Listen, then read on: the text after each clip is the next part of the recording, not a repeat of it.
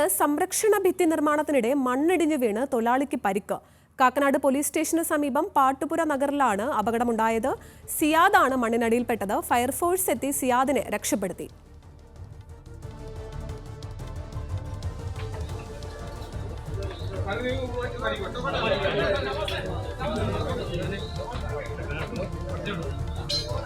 വിവരങ്ങളുമായി AR കൃഷ്ണപ്രിയയാണ് നമുക്കൊപ്പം ചേരുന്നത്. കൃഷ്ണപ്രിയ, എപ്പോഴാണ് ഈ ഒരു അപകടം ഉണ്ടായത്? ഈ പരിക്കേറ്റ സിയാദ് എന്ന് പറയുന്ന വ്യക്തിയുടെ ആരോഗ്യനില ഇപ്പോൾ തൃപ്തികരമാണോ? എന്താണ് കൂടുതൽ വിശദാംശങ്ങൾ? അതിന് ഉച്ചയ്ക്ക് ഏകദേശം 12 മണിയോടുകൂടിയാണ് ഈ അപകടമുണ്ടായത്. കാക്കനാട് പോലീസ് സ്റ്റേഷന് സമീപം പാട്ടുപുര നഗറിലായിരുന്നു ഈ അപകടമുണ്ടായത്.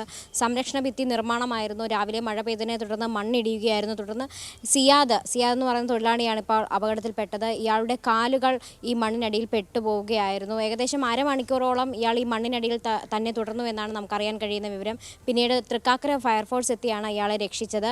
ഈ കാലുകൾക്കിടയിൽ ഇയാളുടെ സംരക്ഷണ ഭിത്തിയുടെ നിർമ്മാണമായിട്ട് ബന്ധപ്പെട്ട കമ്പികൾ കുടുങ്ങിയിട്ടുണ്ടായിരുന്നു. ഈ കമ്പികൾ മുറിച്ചു മാറ്റിയാണ് ഇയാളെ രക്ഷപ്പെടുത്തിയത്. ഇയാളിപ്പോൾ കാക്കനാട്ടിൽ തന്നെ സ്വകാര്യ ആശുപത്രിയിൽ ചികിത്സ തുടരുകയാണ്. ആരോഗ്യനിലയിൽ ആശങ്കപ്പെടേണ്ട സാഹചര്യമില്ലെന്നാണ് ഇപ്പോൾ നമുക്കറിയാൻ കഴിയുന്ന വിവരം.